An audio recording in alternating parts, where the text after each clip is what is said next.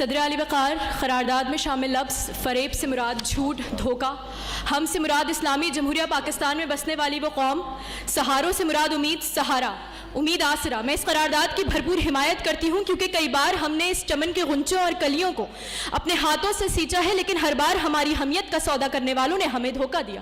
کسی نے ہم سے کہا آؤ سب سے پہلے پاکستان کا نعرہ لگاتے ہیں، ہم نے کہا لبیک۔ کسی نے کہا آؤ قرض اتارے ملک سنوارے، ہم نے کہا لبیک۔ لیکن صدر اعلی وقار، یہ قوم جن سہاروں کی متلاشی تھی، ان سہاروں نے ان کے منہ پر تماچے رسید کر کے انہیں یہ احساس دلایا کہ تم نے فریب کھایا ہے۔ تو پھر صدر اعلی وقار چلیے میرے ساتھ اور دیکھیے کس نے کس مقام پر کس سے دھوکہ کھایا ہے۔ پینشن کی لائن میں 36 گھنٹے کھڑے رہ کر اپنی زندگی کی بازی ہار جانے والوں نے فریب کھایا ہے۔ حکومتی اداروں سے بھتہ نہ دینے کے جرم میں فیکٹری میں زندہ جلا دیے جانے والوں نے فریب کھایا ہے۔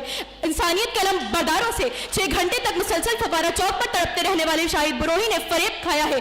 اپنے ہی گھر کے رکھوالوں سے شاہ رخ جتوئی جیسے وڈیروں کے ظلم کا شکار ہونے والوں نے فریب کھایا ہے۔ وڈیروں اور جاگیرداروں سے ریمنڈ ڈیوس جیسے صفا قاتلوں کو رہا کرنے والی عدالتوں پر بھروسہ کرنے والوں نے فریب کھایا ہے۔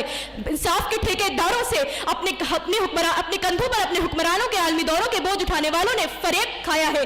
ٹیکس وصول کرنے والے اداروں سے اپنے بچوں کے گلے میں برائے فروخت کا بورڈ لگانے والوں نے فریب کھایا ہے۔ روٹی کپڑا اور مکان کے نعرہ لگانے والوں سے تو پھر مجھے یہ کہہ لینے دیجئے کہ فریب کھایا ہم نے غلط سہاروں کا۔ صدر اعلی وقار، یہ فریب نہیں تو اور کیا ہے؟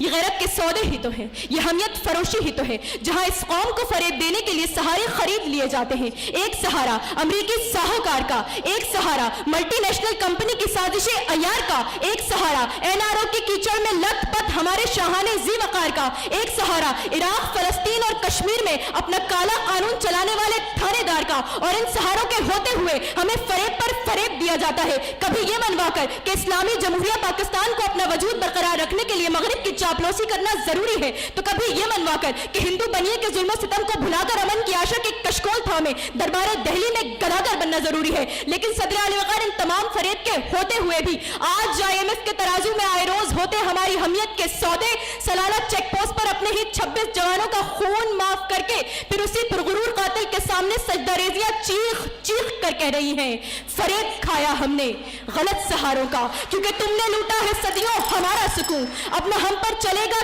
تمہارا فسون۔ چارہ گر میں تمہیں کس طرح سے کہوں، تم نہیں چارہ گر، کوئی مانے مگر میں نہیں مانتا، میں نہیں مانگتا۔ میں اپنے مخالفین سے کہتی ہوں کہ یہاں آ کر قرارداد میں شامل لفظ غلط سہاروں کی بات کریں، صحیح سہاروں کی نہیں۔ صحیح سہارے ہمارے والدین ہیں، افواج ہیں، ڈاکٹرز اور انجینئرز ہیں، لیکن یہاں قرارداد ہے فریب کھایا ہم نے غلط سہاروں کا۔ تو غلط سہاروں کی بات کی جائے کہ ہاں فریب کھایا ہم نے غلط سہاروں کا۔